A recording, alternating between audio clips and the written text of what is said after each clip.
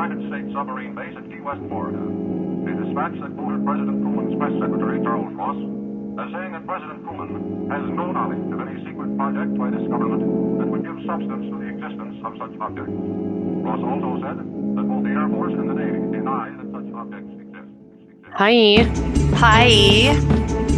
I just want to let you know that I very much feel your pain. I had the worst migraine last night, last night, and it's still kind of like lingering today, but it was so bad that in the middle of the night I woke up and took Apollo's gabapentin. Yeah, I think, first off, I love that. I love to just imagine you gnawing on it. They're like beef flavored, aren't they? No, he has, so usually they have the beef flavored ones, but because he's bigger, he has like pill ones. Oh. So okay. It was no big deal because I don't think those, oh my God, they're hearing me talk about it.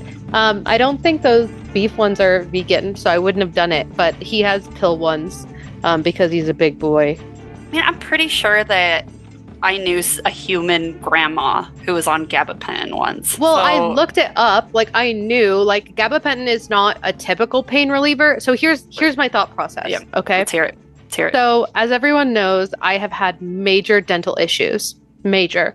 And they're not even done yet. And it's worse than we could have thought. And it's because my nerves look like the new Pennywise makeup. Like, they're just these giant, thick ropes that go under my eyes. Anything you do to your face and your teeth, you're going to be feeling it. Yeah. And like, for example, and it's both sides. It's double homicide. On the right side, I had a bottom molar filled. The filling's fine. The filling's great. No issues with the teeth. But the outside of my face, if you like brush it, even just slightly around the chin, it shoots nerve pain. And on the left side, we did a root canal because even though the filling was totally fine and great, the nerve endings were just like, fuck you. So we had to do a root canal. Fix one tooth, the tooth in front of it, same thing. Again, the filling's looking great. The filling's fine. On the MRIs, there's like no issues. But again, it just the way it presses up against that nerve, it's just like, go fuck yourself. So I have this constant nerve pain on both sides. And when it gets really bad, it goes up my Pennywise makeup and goes behind my eye and then like goes above my head. And it feels fucking crazy. It feels like someone's taking an ice pick behind my eye. And so I was furiously Googling last night, like what to do. And it was saying like for nerve pain specifically, gabapentin is the painkiller for nerve pain because it's different. It targets the fucking spinal fluid and the shit that goes up your brain stem, and it's specifically for nerve pain. And that's why they like give it to dogs too, because they can't pinpoint where exactly the pain is. So that's how they do it like double. So humans take gabapentin for epilepsy and nerve pain.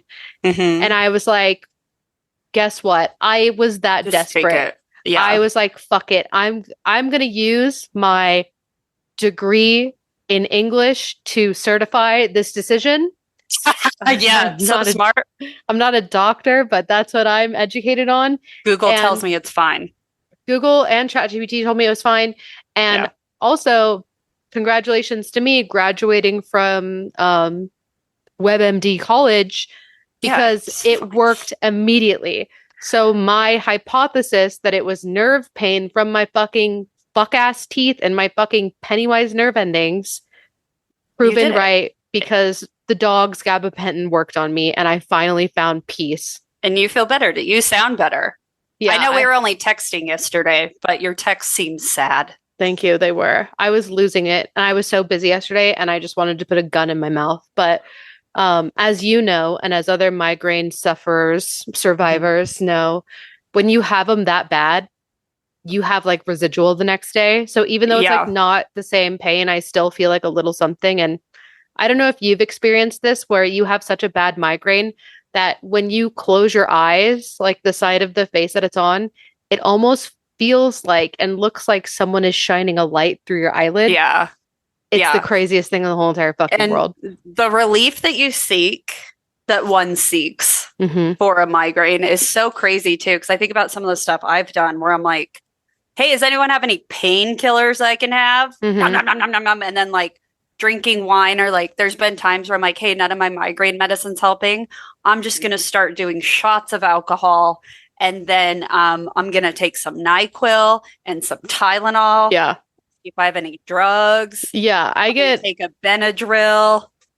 It gets dangerous. Suffering from a migraine is probably as close to like shooting heroin on the street I've ever become, because I was clawing through my medicine cabinet, praying for anything. I was like, I have one Valium left and I'm saving it. And I was just like shaking with it in my hand. Like, do I take it? But then I was like researching him and I saw gabapentin and it was like a light bulb. And I was like, the dog takes gabapentin.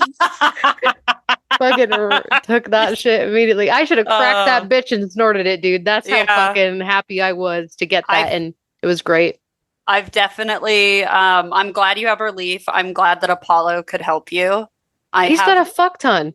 Yeah, I'll keep dude, it's so crazy because like if I wanted pain medicine, they would be like, no. But if I go to my dog's vet, they're like, yeah, let's go crazy. Yeah. He's got like 100 like pills. Yeah. It's like with Bear's Prozac, right? I'm like, I'm sad all the time. And they're like, have you tried getting more sleep? And then they flip me off and kick me in my butthole out the door. Yeah. But then Bear comes in and I'm like, he seems crazy. And the vet's like, I bet he is. With like shooting Prozac out of a t-shirt gun. So, and also anyone outside of the United States listening to this right now, this is American healthcare. This is what it's like. Also, my antidepressant / anti-anxiety medication, my Wellbutrin, shout out Wellbutrin girlies, went up $15 Dude, mine went up too. My brain pills. I can't believe it. And it's in $30. Mine's 30 now. It's in a new bottle too. It doesn't look like the pharmacist like did it. It comes in like what essentially looks like a fucking ibuprofen bottle. That's so crazy. You know, I have taken the same inhaler my whole life and I got a different one. An inhaler, people know, it's almost like an oval, but they gave me like a perfectly circular one. And my mouth, it is so hard to puff that thing. So I'm like, oh. Like, make a perfect circle with your mouth. Or just like make a regular, have your mouth regular. Yeah. Like, you know what I mean? Like, it doesn't shape my mouth correctly. And they gave me this, like, horn to, like, put on the end of it to help me take it. And it's just, I put it on, and then it whistles if it's not sealed properly. So I go to take my inhaler. And I only take my inhaler when I'm having an asthma attack and the situation is dire. And it sounds like a fucking kazoo when it's not sealed. So I'm like, in the middle of just trying to exist. And people look at me and they're like, what are you fucking doing? And I'm like, I might die because I can't get this stupid fucking thing to seal. Also, the way that like it's this thing you need in a dire situation and you've got to like attach 17 different parts to it to make it work. Hate it so much. I hate what they've done to me. It's so cool. I love American healthcare. Anyway, sorry for that tangent. Just had a lot on my chest. Hey, what's up? My name's Noelle, and I am taking dog medication.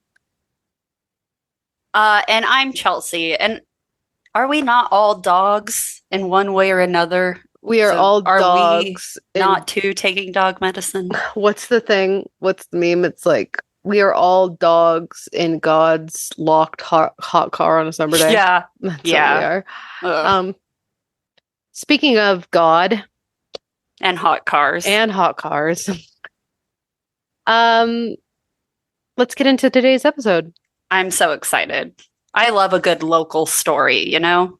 Yeah, this is a local story. Shout out friend of the podcast, Ginger Hansen, who stayed up with me until 2 a.m. talking about this lore, which is the reason why we're doing this episode, because I was like, oh, that's interesting. I didn't know any of that. Let's get into it. The Salt Lake Temple, the Salt Lake Mormon Temple, was completed in April 1893.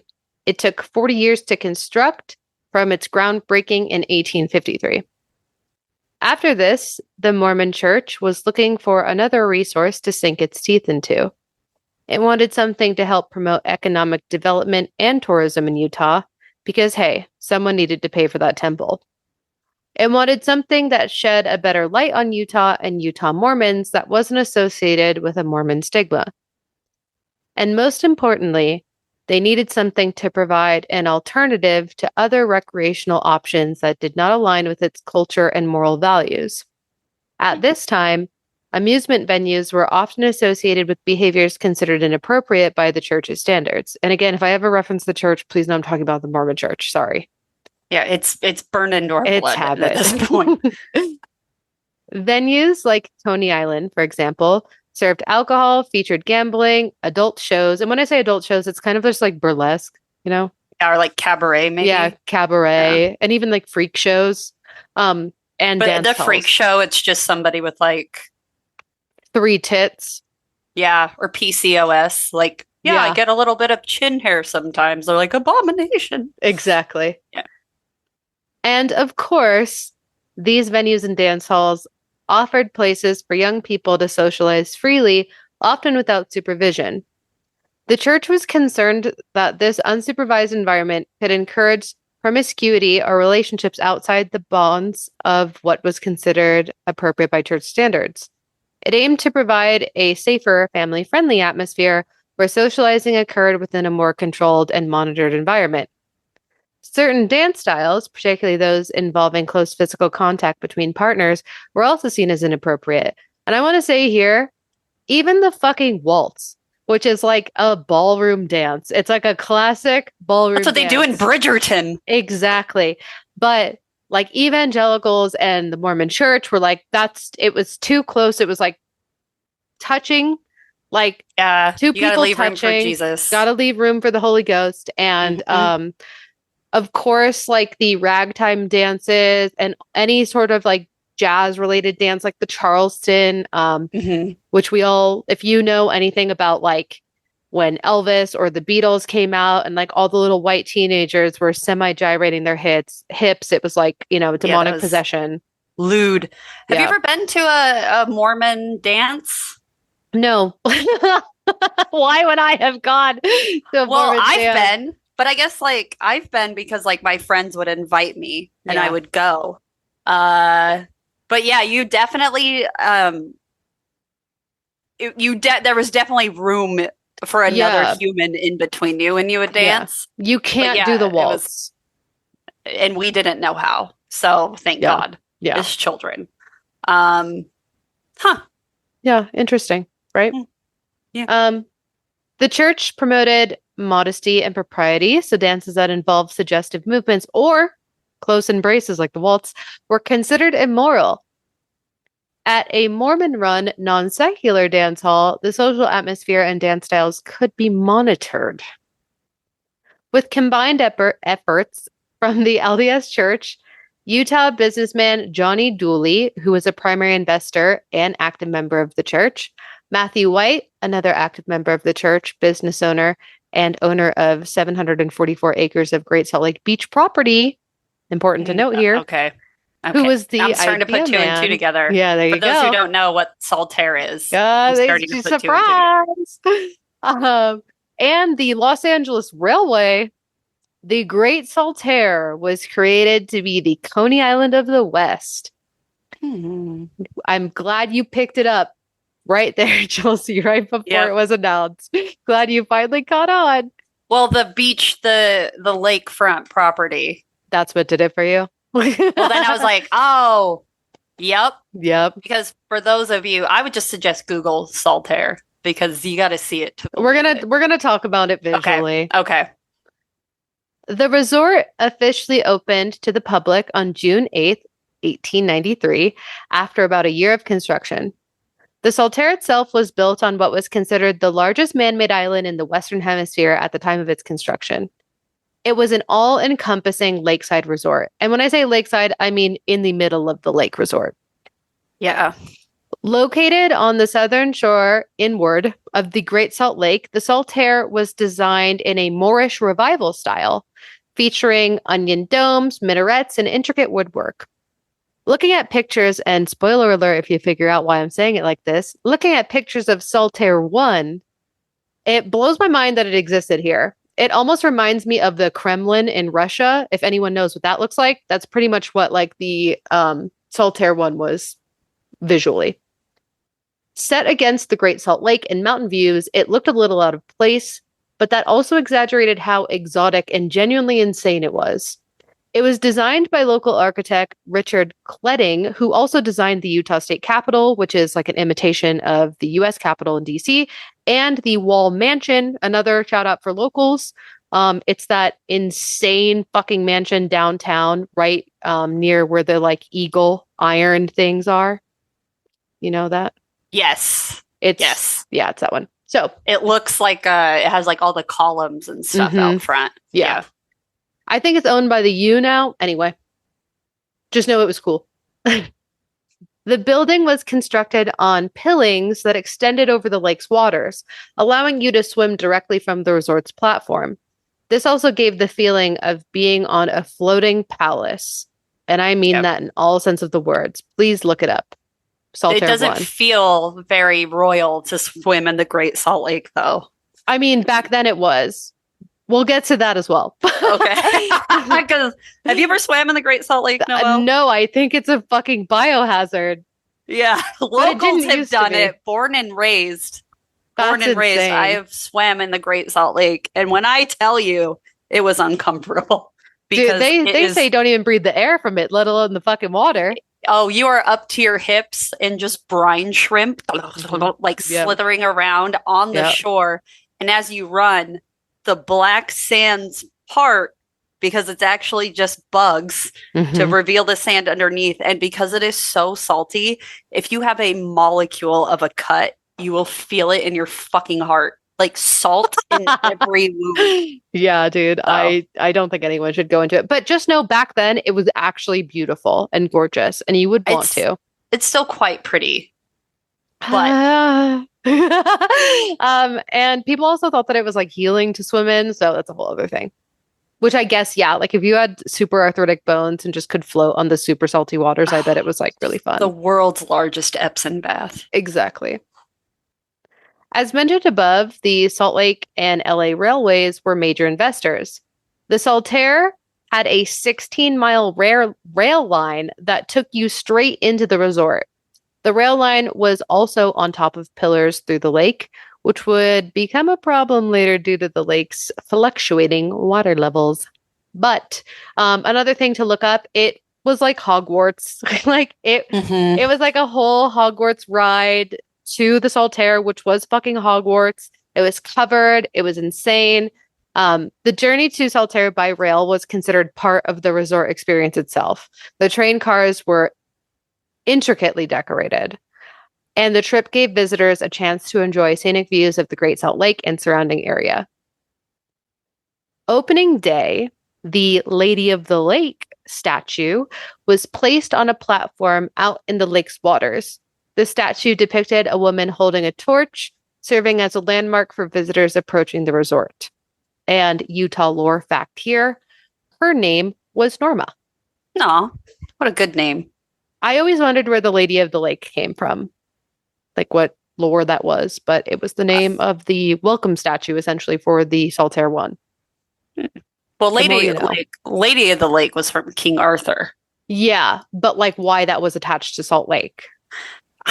They're all fucking weird, man. And what's also weird is it took like 40 years to build the temple, which is significantly smaller than the Saltair, which only took a year. What were they hiding? And right? And it looks way more intricate. And then also all of the masonry that goes into look up any Masonic symbols and then go look at the Salt Lake. Just Google Masonic Salt Lake Temple and it will pull up the Mormon temple, I'm sure. Well, for the temple's construction, it was probably 39 years for all of the underground tunnels and then 1 year for the actual temple itself. But But although they had to learn all the secret handshakes first in order to come in and build it. Yeah. Exactly.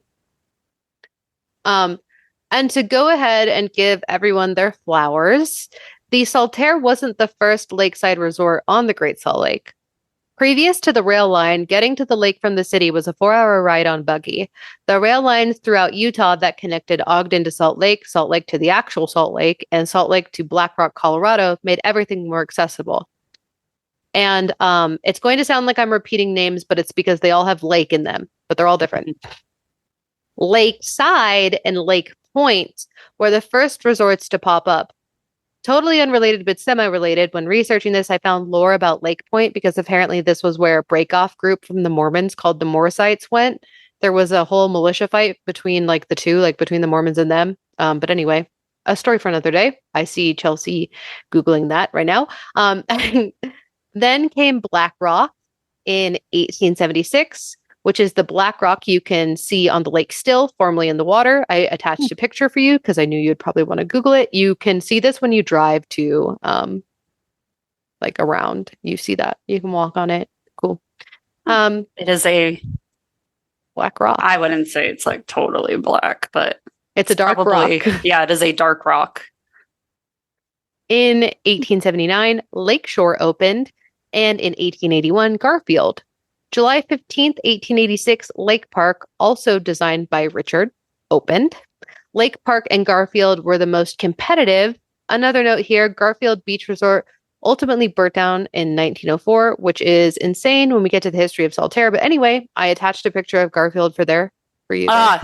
Page 2. I see it. Wow, I wish a lot of this stuff still existed because how fucking cool would that be? All of them are really cool like this. All of them are these attached to the shoreline and then like have little piers that walk out onto like a pavilion, and like every single one of these resorts had this. It was very cool, and it's very upsetting that literally none of this exists, but it also couldn't with the state of the Salt Lake as it is now. I can definitely see why Salt Lake had such an appeal, but also seemed like really weird when people mentioned it. Like I passed through Salt Lake and I saw it's made great architectural wonders, but the culture was weird, so we just passed through and left. Exactly. So, also, I like that one little person fully deep in the water with an umbrella. Hey, blocking the sun. That would be me. In 1893, the water of the Great Salt Lake started to recede, and despite efforts to maintain the water in a wharf failed, in 1896, Lake Park's pavilion and its merry-go-round were relocated inland to Farmington and rebranded from Lake Park to Lagoon. Bruh, that's so cool. You like that? Little local lore. I always wondered why it was called Lagoon. Yep. There you go. I had a dream I went to Lagoon last night. Dang. So I thought that was super interesting. I was like, wow. That is crazy. For those of you who don't know, Lagoon is our local theme park, and it's actually pretty good. And I never understood why it was called Lagoon until this moment. July 4th, 1887, Syracuse Beach Resort opened, and then, of course, Saltair. So now back to the Saltair. It got its name from the Saltair Beach Company, which was a nearby salt mine owned and founded by one of the primary investors mentioned above, John E. Dooley. The Saltair mainly served as a social hub for Utah residents, especially members of the Mormon Church, but because of its extravagance, housing one of the biggest dance halls of its time, it attracted a diverse crowd, including tourists from all over, celebrities, and even presidents. The main attraction at the Great Saltair was swimming in the highly salty waters of the Great Salt Lake, which is only second to the Dead Sea. Visitors could also take boat rides around the lake on the ship named Tallulah, have picnics, or watch live entertainment. The dance hall featured 2 house bands positioned on either side of the dance floor. When one band played, the other took a break, allowing for continuous music without any lulls while still giving the band time to rest. And I can't begin to express how massive the Saltair 1 was. And it continued to grow when later amusement rides, including a roller coaster, were added as the resort expanded in 1914.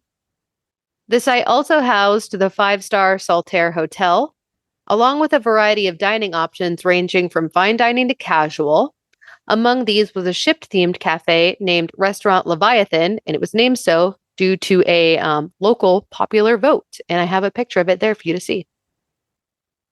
In 1910, I know the hotel is also crazy. Like, I just can't even, I don't know. It blows my mind that like this whole entire upscale resort was just floating on the fucking Salt Lake. Yeah, it's crazy that we had something this fucking cool. And I'm excited for you to go into like the next picture, because imagine that being a roller derby rink. Dude. I would never want for anything. Well, to spoil what I'll say later, they did also build a roller rink. Yay! So, and then they replaced it with a fucking pickleball court. Probably. This picture is crazy. In 1910, the Hippodrome was built on the Saltair, which included an indoor bike racing track, and next to it, the Hippodrome Stage Theater, which is another, like, it's reminiscent of the Capitol Theater downtown for the locals. It's very, like, Renaissance Revival, beautiful. It's just insane. The total length, included the deck, was 1,100 feet, and the pavilion measured 250 feet by 140 feet. The first season saw over 100,000 people. By 1906, it jumped to 250,000, and in 1919, it was 450,000. In 1903, a rivalry ignited between Saltair and Lagoon. I know. Lagoon opted to sell 50-cent tickets for a one-way journey, and Saltair countered by offering to sell round-trip train tickets for 50 cents. Oh my God. Mr. Simon of Lagoon issued a statement acknowledging a decline in crowd size compared to the previous year, but expressed satisfaction with the demographic, saying, quote, they are the class of people we want, end quote. Shady. Who would go to Lagoon?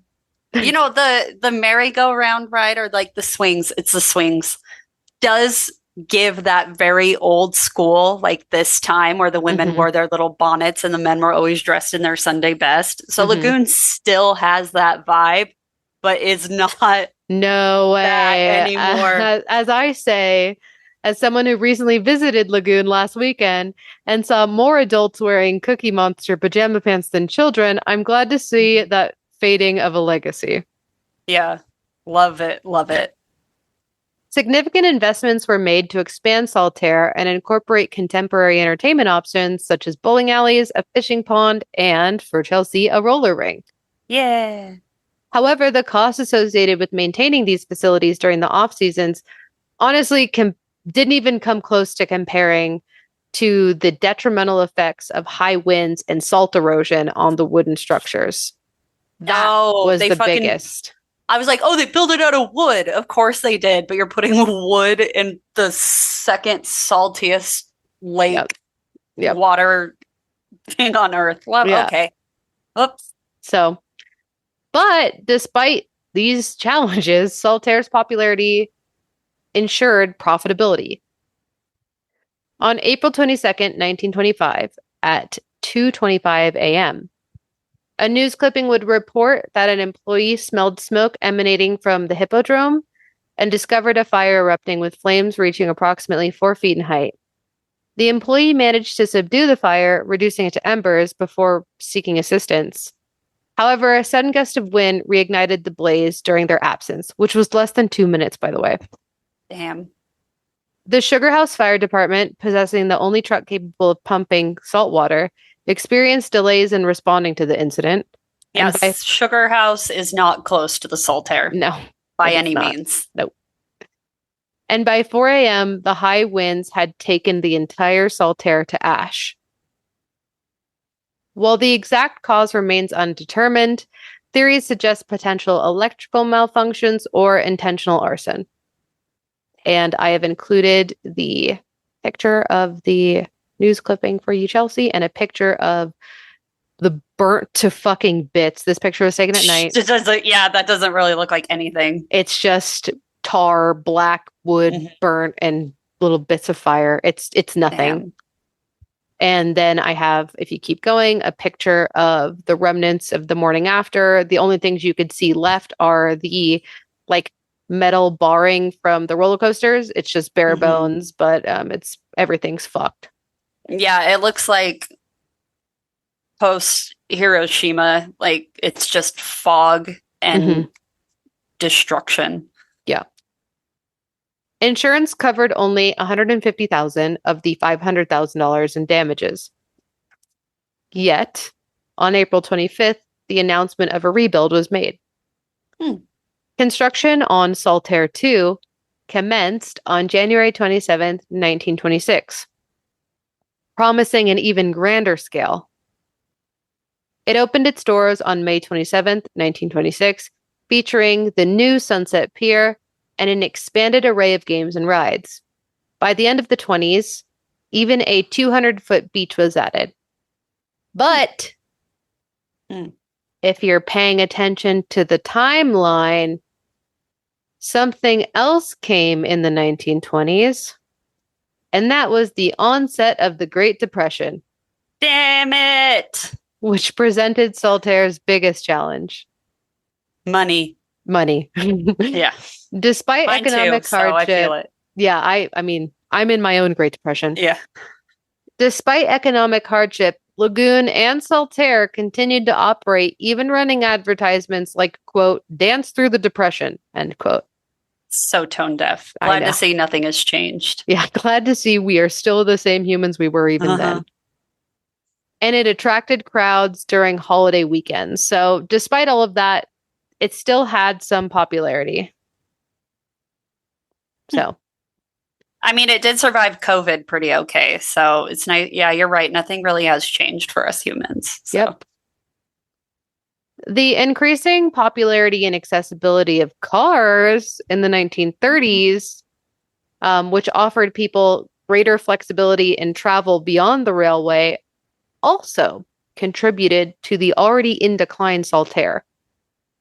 Yeah, for those of you who are not local familiars, the Saltair is not conveniently located. No. At all. Not at all. I even own a car. All my friends have cars.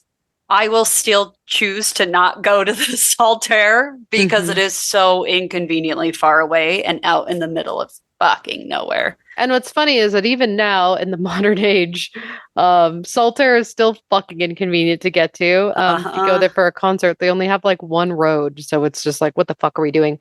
But yeah, one road in and out. It's stupid.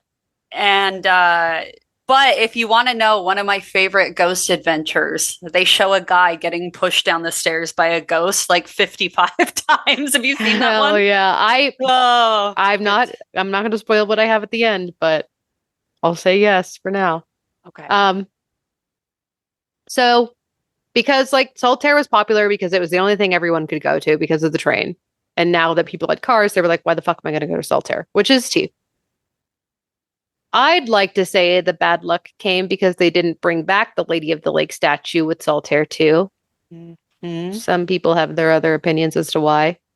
But in November 1931, another fucking fire, again attributed to potential electrical issues or arson, hit the park, primarily affecting the rides and the pier. The extensive use of wood and tar in construction materials didn't help Saltair 2 survive. That's crazy. Right? No who would have wood, thought? Huh? Who would have thought? And because when it rains, it pours, in 1932, a windstorm during the repairs claimed the lives of 2 workers and injured 6. Fuck. That's sad.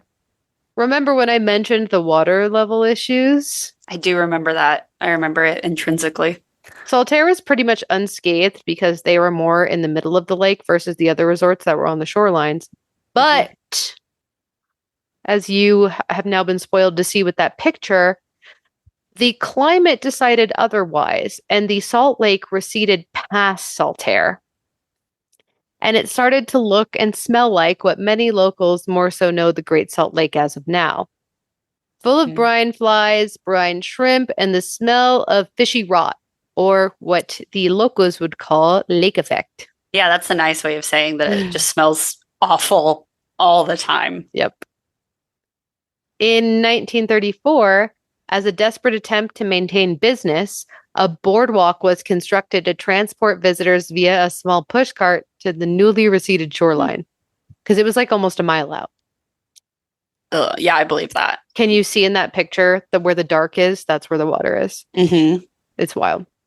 I mean, I still feel like that feels like the Great Salt Lake most of the time. It's like, even it's worse not than a that. Full lake. Yeah, it's the pond. You really got to experience. You really got to see it to experience it, but also like you have to pay to get in, and I don't want to wish that on anybody. Yeah, don't pay. Despite its best efforts, another force would take a swing at Saltair.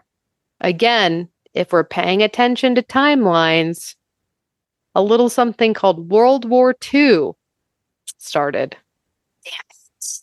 And this forced Saltair's closure in 1943 for the first time. Saltair finally fucking closed. And its hand was forced because the drafts during wartime were taking away not only workers, but people.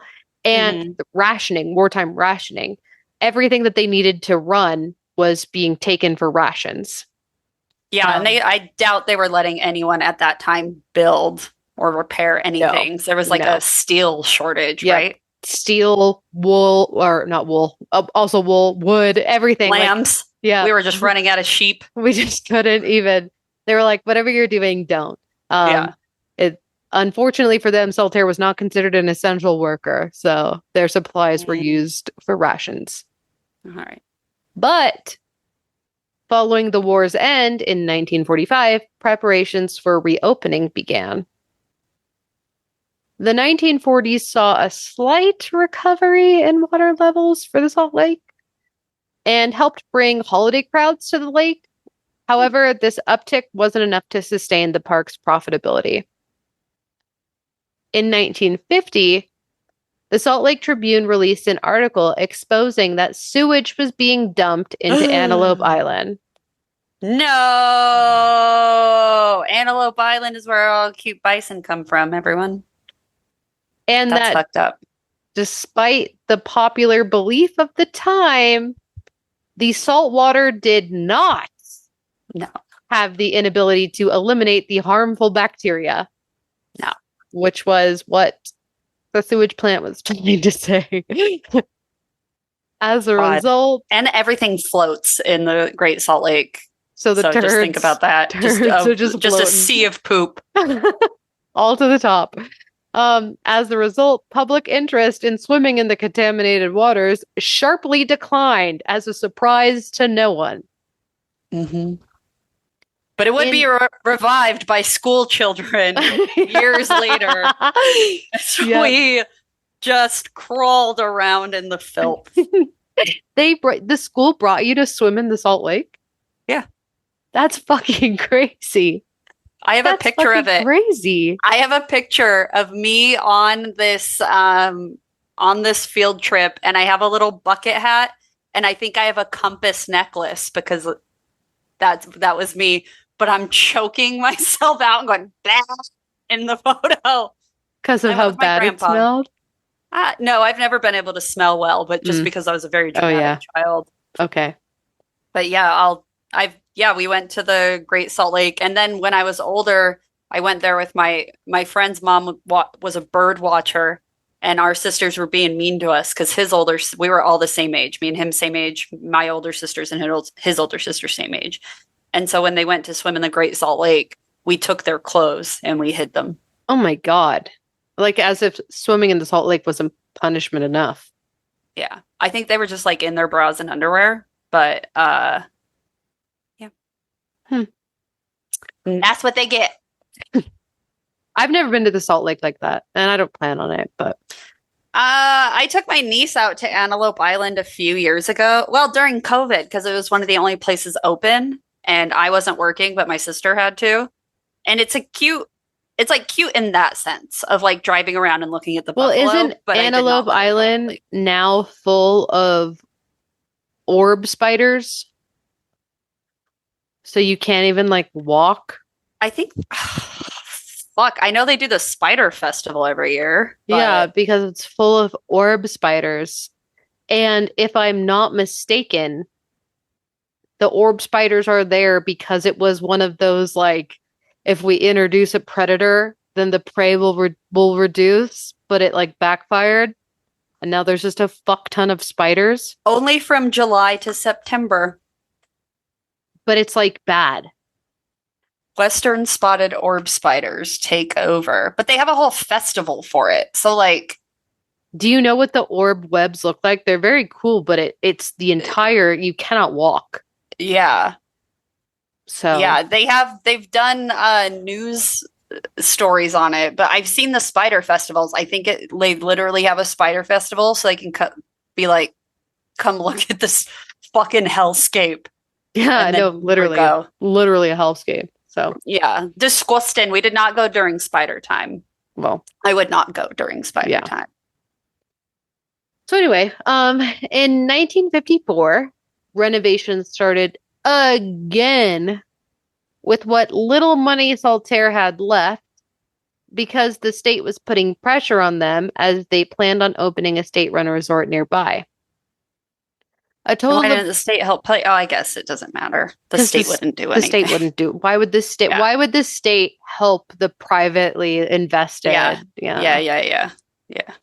A total of $250,000 was invested in renovations, but as their luck would have it, a 70-mile-per-hour windstorm swept through and completely knocked down a lot, and specifically the roller coaster, which was never rebuilt after this. They got to do something about these windstorms because what the fuck? They've got to do something about building a fucking floating palace in the middle of a goddamn Salt Lake. Like, what are these buildings made out of? Like wood and tar? Fuck, dude. I don't know. The wind in Utah is not that notorious. So that's why, like, I know it gets windy out of the canyon, but 70-mile-an-hour wind. Oh, were you here when we had Windmageddon? I was still in college, but there was like so many semis that had just blown over on the freeway. I mean, I was here. I wasn't here for that, but I was here when during COVID, we had the windstorm that knocked all the trees down and it pulled all the trees down at the Salt Lake Cemetery. And it was crazy. Yeah, that great windstorm. I had to go and give a final presentation for my class. And it took so long to get, because they were shutting down roads. The wind was so bad. So I guess we can have bad wind. Mm-hmm. But also, they should have learned their lesson the first time. If there's one thing you'll learn in this story, it's that they don't. By 1958, the renovation funds had been exhausted and the state-run plans fell through. So the state was even like, fuck it, we're not going to do that. So basically they wasted all this fucking money for nothing. Yeah. And at this point, there were attempts to sell the resort. There's a rumor they went to Walt Disney, who said only if it were located in a metropolitan area where it could stay open year-round. So basically a passive go fuck yourself. Mm-hmm. Unable to find a buyer, the resort was eventually turned over to the state. That's what they planned all along. That's what I'm saying. The conspiracy. They were like, yeah, we're going to build the fucking thing next to you guys. So you should like get your shit together. And then they were like, how much money have they put in? Okay, now tell them it was all for nothing. It's terrible. By 1960, Saltair sat abandoned on the now smelly Salt Lake. In 1961, Saltair's decaying and haunting visage transformed into a valuable asset when it served as the backdrop for the cult classic horror film Carnival of Souls. The movie captured some of the final visual records of Saltair 2, both its interior and exterior. It's a black and white film, but you should check it out. Everyone should check it out. Meanwhile, the Beach Boys were fucking it up at Lagoon. Because apparently, when life gave Saltair stinky lemons, Lagoon was given performances from the Rolling Stones, Jimi Hendrix, Janis Joplin, and Ella Fitzgerald. I can't believe no one will come to Lagoon anymore. No one cool except us. And that's how you know it's not cool anymore. Yeah, that's how you know it's the worst place. The day after the Beach Boys Lagoon show, they went to Saltair with a photographer to take album photos. To see how dilapidated Saltair was at this time, check out the Beach Boys' The Alternative Wild Honey album and the Unsurpassed Masters Volume 19. I added one of the pictures there. If this was the coffin, the nail was about to come. Because you'll never believe, in 1967, another fucking fire would be the nail. At least it wasn't a windstorm. At least. I feel like, what's more destructive to the Saltair? Wind or fire? Earth, wind, and fire. Earth, wind, and fire, actually. Yeah. And in 1970, the shovel to bury it would be the final fire, destroying what was left of the already fucked on Saltair. Firefighters couldn't even reach it for how broken the boardwalk had become. So the Saltair burnt down for good. And you may be saying right now, locals, but Noelle, I just did Molly at the Saltair. And I'd say, yes, you're right. I'm too scared to try drugs, but Noelle. Yeah, you're right. Call this bitch the Dawn of the Dead because in 1981, Saltair 3 came to be. Man, they just will not let it die. They won't. Taking an old aircraft hangar from Hill Air Force Base, this would be the new shell of the Saltair. Placed in a new location, about a mile east and more inward, to be accessible and a little more stable from the salty water and wind. Definitely doesn't look like an airplane hangar. They zhuzhed it. When you go inside of it, it definitely does. Every time I've been inside the Saltair and I look around and I go, this is a fucking empty box. Like, it makes sense as to why. They attempted to give an outward similarity to the old Saltairs, but if you look at pictures and footage of what Saltair 1 and 2 were, that's pretty much the biggest insult in the fucking world. Yeah. I think there is some sort of curse on the Salt Lake because in 1983, northern Utah had record-breaking snow and rain, and the newly located, basically onshore Saltair was now under fucking water. But so was State Street, I guess, and it took down the entire town of Thistle. So I've never heard of that in my life. Yeah, because it's gone, because it got washed away. Thistle! Yeah, Thistle, Utah, gone. And I looked up pictures of the State Street flood in 1983. It was wild. So if you want to see what Saltair 3 looked like after the flooding and before it was turned into the concert hall it is today, check out a movie from 1922 called Josh and Sam. You can actually see what's left of the original Saltair 1 and 2.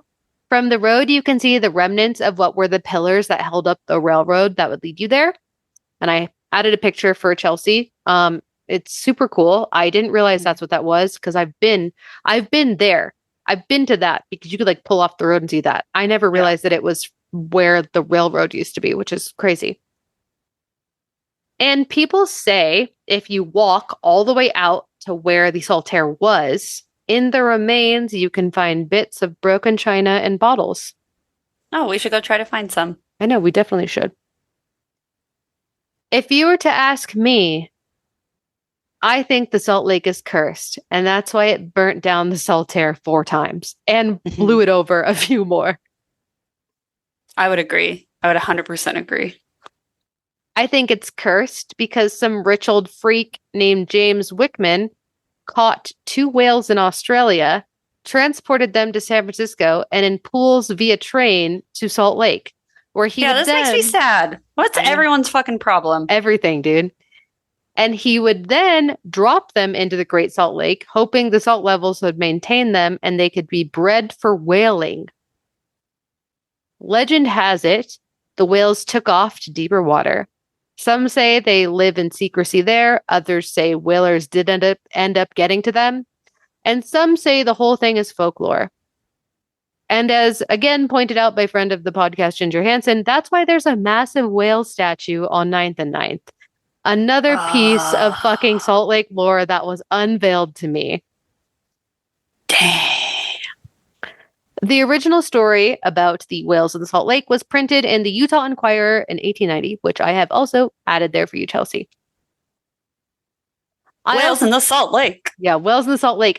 Also, people genuinely are like split down the middle between like this was real and this was like fake news on purpose for fun. No, it could be. I want it to be fake. I want it to be fake, but also I want it to be real, and I want to think that they still I don't think whales could survive lake. in that. Well, that's what everyone with a brain would say, but you never know. It's not deep. There are parts that are really deep. Barely deep enough for a whale family. For a whale family, yes, but who knows? I also think the Salt Lake is cursed, and that's why there are toxic levels of mercury, arsenic, and lead that, because of Utah's lack of conservation efforts and lack of environmental ethics, will dry up and turn into toxic dust that will kill us, and as the lake continues to dry up.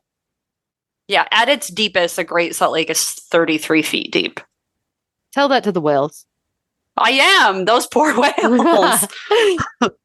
Some say it's even been recently cursed by Saltair Sally, a woman whose partially decomposed body was found by duck hunters in the fall of 2000. It wasn't until 2012 that DNA testing revealed Sally was Nicole Backles, a 20-year-old mother who police say was a homicide victim. Utah's Cold Case Coalition has tips on Nicole's case and hopes to bring her killer to justice. It's still a cold case and open. That's super sad. And besides its obvious curses, let me end with a little Salt Lake, Great Salt Lake, not just the city, folklore. The Salt Lake Monster. The earliest recorded sighting of the Great Salt Lake Monster was in 1847, when some early pioneers claimed to have seen a large aquatic creature in the Salt Lake. Descriptions varied, but many accounts described the creature as having a large, lizard-like body with a head resembling that of a horse or a crocodile. It was said to be covered in scales and had big eyes. In 1870, J.H. McNeil, a worker for the Salt Lake Telegram newspaper, claimed to have encountered the monster. According to his account, the creature emerged from the water and let out a screech. This was corroborated by the group he was with that day. Others also reported seeing a large, unknown animal in the lake around that time. A group of men who worked for the Barnes and Company Salt Works were out near the lake on an evening in July 1877. They reported seeing a huge creature with a crocodile-like body and the head of a horse in the waters of the Great Salt Lake. It was said to make a bellowing noise, which is similar like what crocodiles do. Yeah, I was like, this just sounds like a crocodile. Mm-hmm. It has a large, scaly body with the head of a crocodile. Why isn't it a crocodile? Or sometimes the head of a horse. Yeah. Resembling the head of a horse. But that could also just be crocodile. I don't know any crocodiles that look like horses. But I know a horse looks like a crocodile. It's called a crocodile. Or an alligator. Yeah. Or what if it's an alligator? What if it's an alligator the whole time? Uh-huh. So the Salt Lake Monster, potentially alligator, potentially crocodile, potentially mixed hybrid of that and a horse, it charged at the group of men who ran up a nearby hillside and hid until the morning. The next day, when they returned to the area, they found large overturned rocks and the ground along the shoreline was torn up. It's spoopy. Right? I've never heard of it. I never heard of the Salt Lake Monster until now. I also never heard about this until Ginger told me at 2 a.m. Water babies. The water babies come from the Shoshone and Paiute tribes. The stories vary from tribe to tribe, but often describe the water babies as small childlike creatures with supernatural abilities. In some versions, I'm so sorry. Do you remember? You're probably way too young. What? Do you remember water babies? Like the toy? Yeah. Yeah. Bruh, I had so many water though. babies. I was obsessed with them. Were you? The fact that you would, when I was little, like I loved playing with dolls and stuff. I think because my older sisters had each other, I liked to have like a little baby, and I found one still full of water from my youth.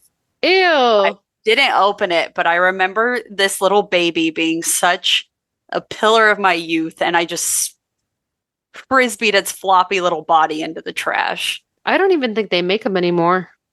They probably don't. No, I have to look up water baby vintage because now water babies are that like inflatable water pad that babies can sit on. Oh, yeah. For those of you who don't know, it was a doll's head on a rubber body that you could fill the body with water so you could have a floppy baby toy.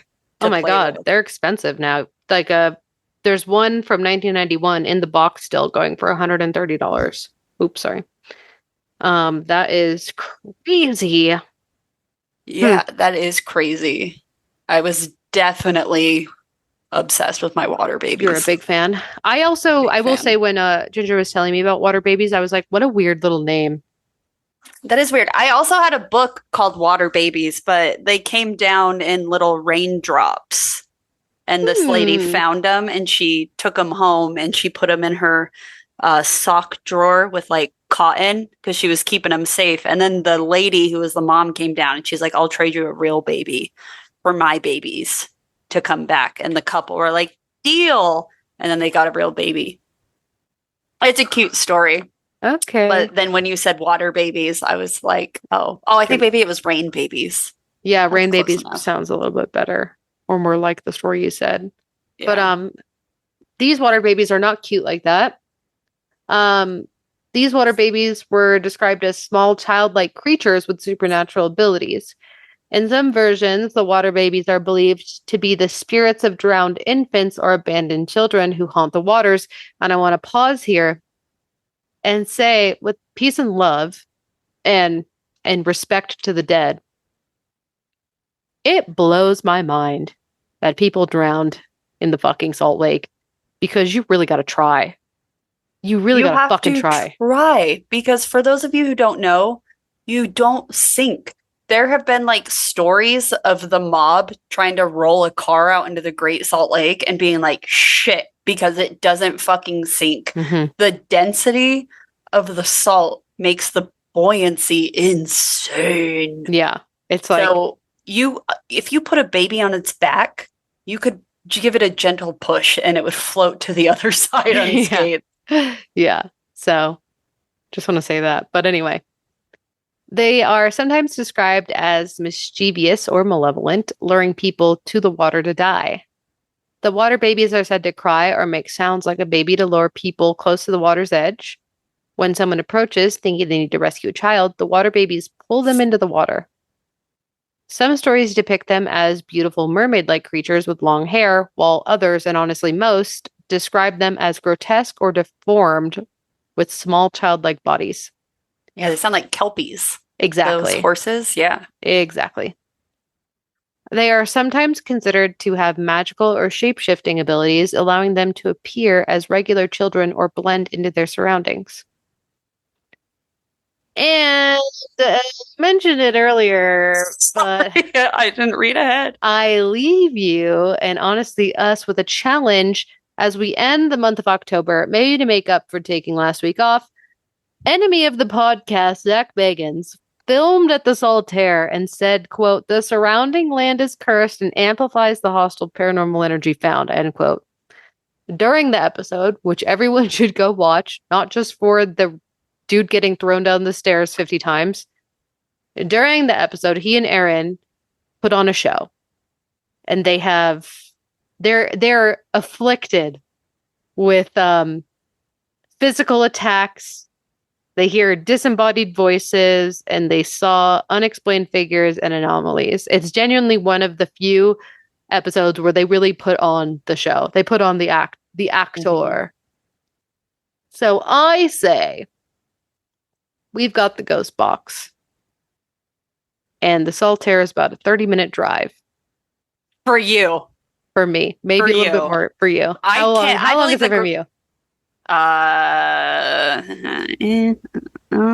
Let me put in my address. We're going to get detailed. Probably 40 minutes. 35 minutes. Are you high? No. I wish I was. My head hurts. Oh, it's actually closer than I thought. It's 57.6 miles away from me. It is a 59-minute drive. That's fine. That's not bad at all. So it's a 59-minute drive for you. Probably 30, 35 minutes for me.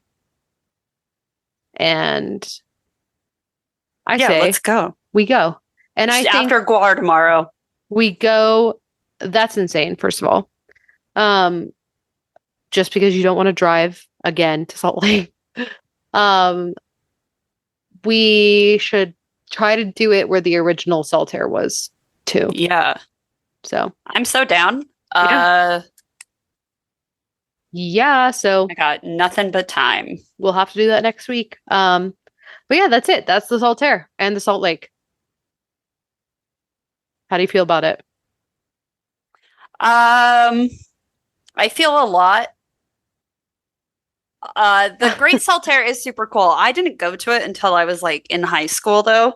And I think I saw Saltair 3. Yeah, Saltair 3. And I think I saw Streetlight Manifesto there and I skank danced for the gods because I love me some ska. The way that you're into ska is so fucking weird. I can't handle it. It freaks Dude, I me out every time. I don't understand why people don't love ska. I see jokes on the internet about ska and I'm like, so funny. And then I'm like, bah, bah, bah, bah, bah, bah. I'm just, dude.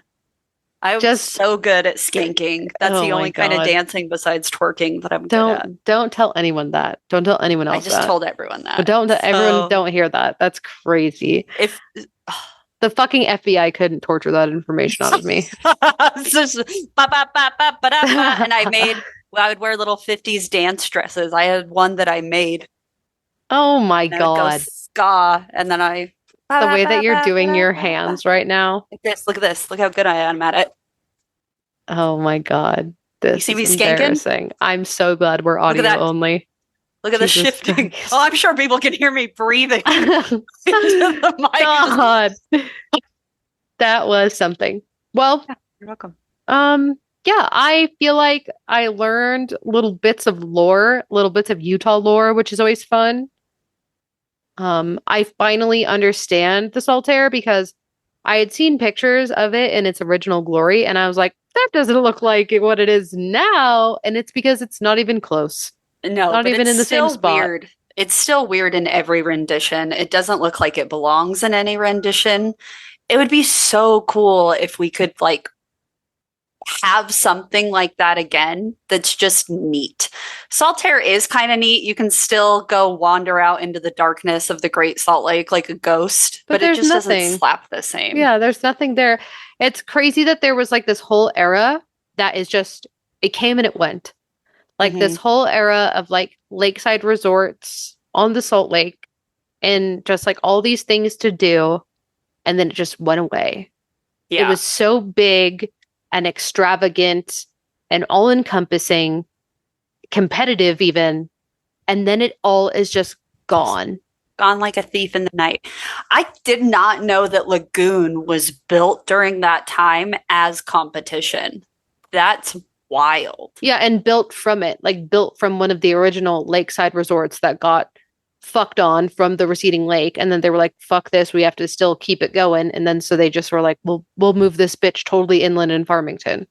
Yeah, and Lagoon is still like pretty old. I think the white roller coaster at Lagoon is still insane.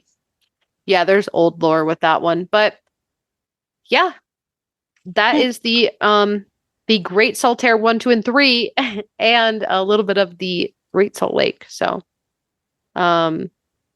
yeah, and hopefully we'll have some ghost box footage, spirit box footage from investigating it. So I'm excited to go check it out. Yeah,